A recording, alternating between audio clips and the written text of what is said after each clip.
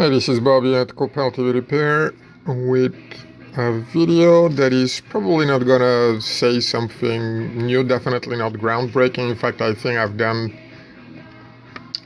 a video about the same problem years before, and I'm sure many others have. I haven't checked that on YouTube, but it's not a new board, it's not a new problem. I'm just gonna touch base on something that illustrates a point that I've made many times before, which is why do you pay sometimes more and why you should pay sometimes more for things that you can get for less.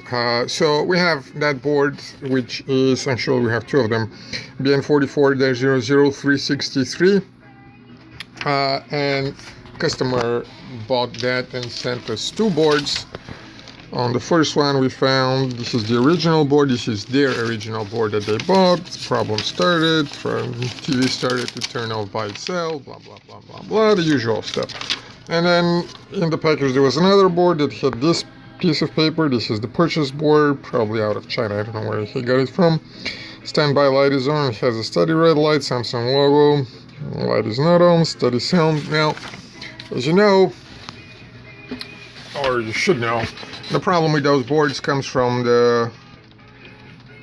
this inductor, and specifically the solder joint there on the right that you can see, it just gets bad over time and gets cracked and loses contact and the board stops working. I mean, really simple as that. We've seen a few boards, of course, with other failures, but this is the most common and predominant one.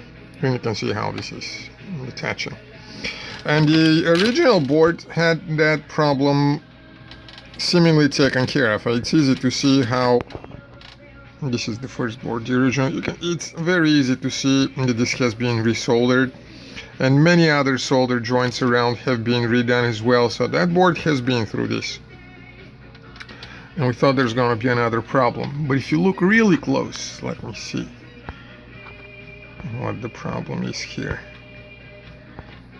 If I can touch it, if you look really close, even though this has been resoldered, it's still cracked. And that would not have been a problem. You can see how it jumps higher, right? It's kind of hard to zoom, but it still is cracked after it was resoldered, and probably some years after. And you can see that how both of those belong to the same copper track. I'm going to show it on the upper board so I can raise it. Both of those belong to the to the same copper track on the back. But if you look on the front, only one of them actually has a wire going out. So that is the one that has to be soldered properly. And here's the problem. When you get on eBay and you pay $40 for a repair, what they do is they just get a little bit of solder and plump it here and move on. I personally think that many of them don't even test. And here's the problem with that. The problem is that there is very little tiny space on the PCB. You see the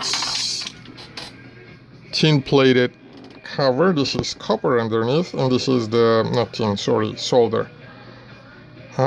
This is the area that the solder has to attach to a piece, what's the word, join on the copper board, and it gets better over time.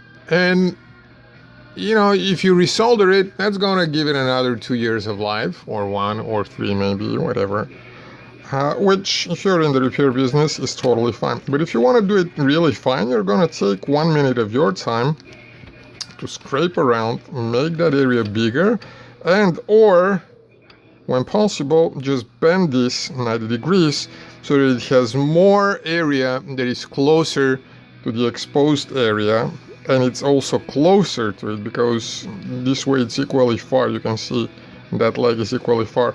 Frankly, if the solder quality is good, that is enough.